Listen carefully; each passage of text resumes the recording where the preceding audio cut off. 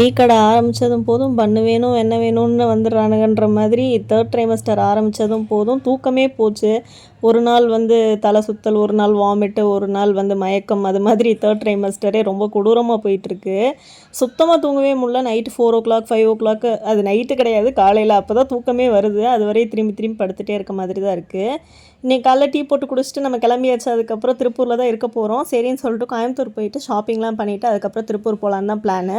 மதன் டேரெக்டாக கோயம்புத்தூர் வரேன்னு சொல்லிட்டாங்க. நாங்கள் போகிற வழியில் ஒரு இளநீ குடிச்சிட்டு போகலான்னு சொல்லி பொள்ளாச்சியில் நிப்பாட்டிட்டோம். பொள்ளாச்சி வழி கிராஸ் பண்ணி போயிட்டு இளநீ குடிக்காமல் எப்படி போகிறது? சரின்னு சொல்லிட்டு ஒரு செவல்னியாக போட்டாச்சு. செம்ம டேஸ்ட்டாக இருந்தது இளநீ. போட்டுட்டு நம்ம அங்கேருந்து கிளம்பியாச்சு.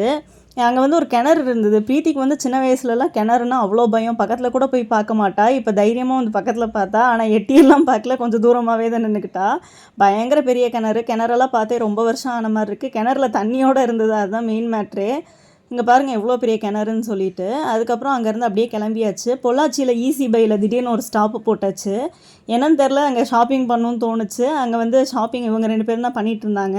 நான் சும்மா வேடிக்கை பார்த்துருந்தேன். நீரஜ் ட்ரையல் ரூமுக்கு வெளியே நின்று அவங்க அம்மாவை பயமுறுத்திட்டு இருந்தான். இன்றைக்கி டே இப்படி தான் போச்சு. பை கைஸ், நாளைக்கு இன்னொரு வீடியோவில் பார்க்கலாம். மறக்காம சேனலை சப்ஸ்கிரைப் பண்ணிட்டு ஃபாலோ பண்ணி வச்சுக்கோங்க. Bye bye.